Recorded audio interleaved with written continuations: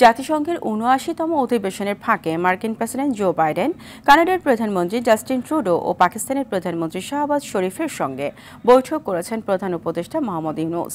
এই সময় বাংলাদেশ সরকারকে পূর্ণ সমর্থনের কথা জানিয়েছেন বাইডেন।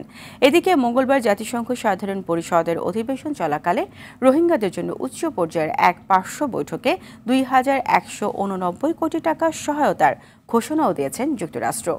বিস্তারিত রাকিব হাসানের রিপোর্টে। মঙ্গলবার বাংলাদেশ সময় রাত ৯টায় নিউ ইয়র্কে জাতিসংঘ সদর দপ্তরে বাংলাদেশের অন্তর্বর্তীকালীন সরকারের প্রধান উপদেষ্টা অধ্যাপক ডক্টর মোহাম্মদ ইউনূসের সঙ্গে বৈঠক করেছেন মার্কিন প্রেসিডেন্ট জো বাইডেন। পরে প্রধান উপদেষ্টা ডক্টর মোহাম্মদ ইউনূসের সাথে প্রেসিডেন্ট বাইডেনের বৈঠকের বিষয়ে একটি প্রেস বিজ্ঞপ্তি প্রকাশ করে হোয়াইট হাউস।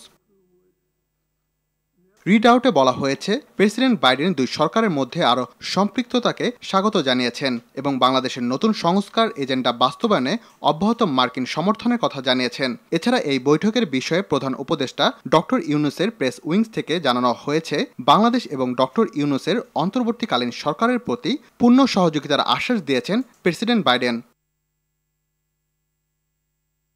রোহিঙ্গা সংকট নিয়ে বাংলাদেশের অন্তর্বর্তী সরকারের প্রধান উপদেষ্টা ডক্টর মোহাম্মদ ইউনূসের সঙ্গে জাতিসংঘের উচ্চ পর্যায়ের কর্মকর্তাদের বৈঠক হয়েছে। কক্সবাজারে আশ্রিত মিয়ানমারের রোহিঙ্গাদের জন্য মানবিক সহায়তা হিসেবে নতুন করে ১৯৯ মিলিয়ন মার্কিন ডলার অনুমোদনের ঘোষণা করেছে যুক্তরাষ্ট্র, যা বাংলাদেশি টাকায় ২,১৮৯ কোটি। এদিকে অন্তর্বর্তীকালীন সরকারের প্রধান উপদেষ্টা ডক্টর মোহাম্মদ ইউনূসকে স্বাগত জানিয়েছেন আন্তর্জাতিক মুদ্রা তহবিলের ব্যবস্থাপনা পরিচালক ক্রিস্টেলিনা জর্জিভা। একই সঙ্গে বাংলাদেশের অর্থনৈতিক সংস্কার ও অন্যান্য খাতে আইএমএফ আরও ঋণ দেওয়ার আশ্বাস দিয়েছেন। রাকিব হাসান, RTV।